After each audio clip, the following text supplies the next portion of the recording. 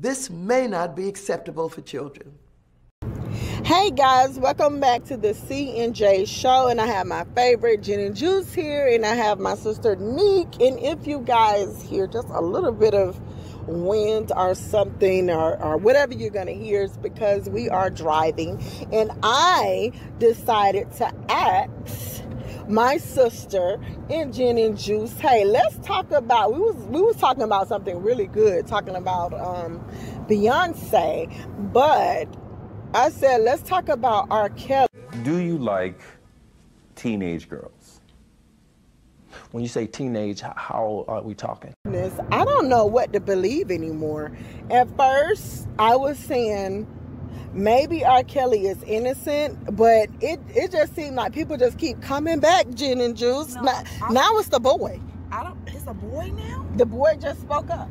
Oh wow, the last thing I heard about it, it was the doctor saying that he had herpes from the early 2000s, which I didn't even know that doctors could release that type of information because of HIPAA violations, which basically, you know, forces them to keep patients' information private.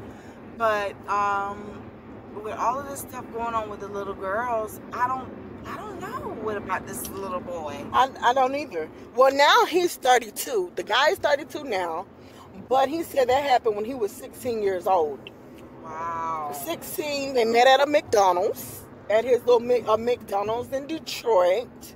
He met him, and it just seems like, was R. Kelly living his sex symbol tradition or something?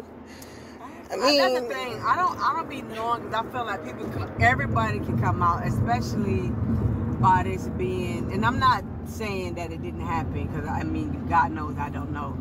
But the thing is, I feel like when these type of allegations start coming out, you don't know the real from the fake, because it's something that happened. Oh, this happened 15 years ago. This happened 20 years ago. Oh, neat. Motherfucking window. Stupid ass. Sit down every day, Anthony. Every day. You can't shut the fuck up. No, bitch, every day you can't stop motherfucking driving fast.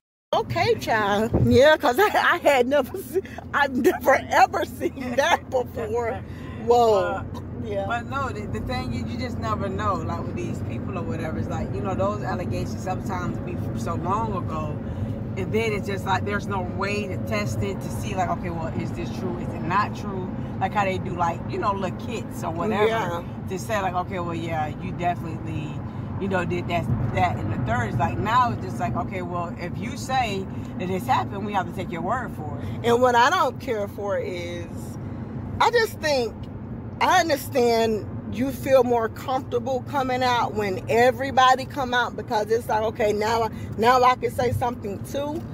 But I just hate when it seems like it becomes 100 different terrible stories. Like some of this stuff, I'm sorry, the managers, the family, the friends have to take the blame too. Of course. Everybody should have to take the fall, because he wouldn't have been able to do half of the things he did that they say that he did. You know, all of these allegations, because we got to make sure that we put an allegedly, yeah. So, but the half of these allegations wouldn't have been able to even happen, or these things wouldn't have been able to happen had it not been for the managers helping to execute it. Santa's helpers. Yeah, his helpers. Like, oh, well, you know, yeah, I went there. I got a girl from him at the mall. And I got the girl from him underage. Why go get him an underage girl? But, because you know why? Hollywood got this thing. When you're hot, I remember Kevin Hart seemed like he was doing stuff back to back at one point. And people was just dismissing it. Like it was nothing. Not like it was nothing big that he was doing. But I'm saying like, okay, he got pissy drunk at the Super Bowl. Like pissy drunk doing some little dumb stuff. It wasn't nothing serious. But guess what? That was Kevin. Let's not make a big deal. Well, yeah, then he that cheated was funny. a couple. That was innocent. It was, but still, like you got pissy drunk at the Super Bowl. You did a bunch of dumb stuff though at the Super Bowl game.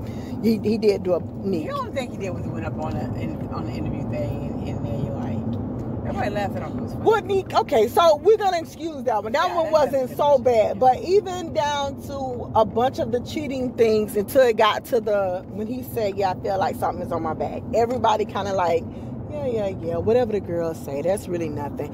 He actually came out and had to kind of say something, and then it still wasn't really nothing because he was the hot person, though. But not only that, I mean, these are two consenting adults.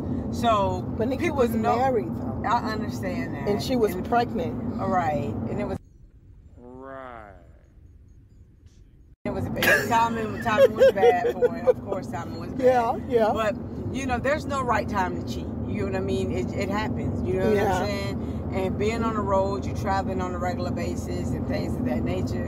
And you know, stuff happens. You get what I'm saying? So that's a good way to put it. Well, no, I'm just saying. You know. No, I'm saying like that's a good way to put it. Like it happened. Right, and things happen, and I think I think a lot of people understand that because it happens in the regular world too. It does. You know, once people, even if people's schedules change too much, where okay, you working an overnight shift and your wife working a day shift or whatever, it's like people start to get antsy. People get bored. People get lonely or whatever it is. Start cheating. People start cheating. I want a church girl that go to church and read her Bible.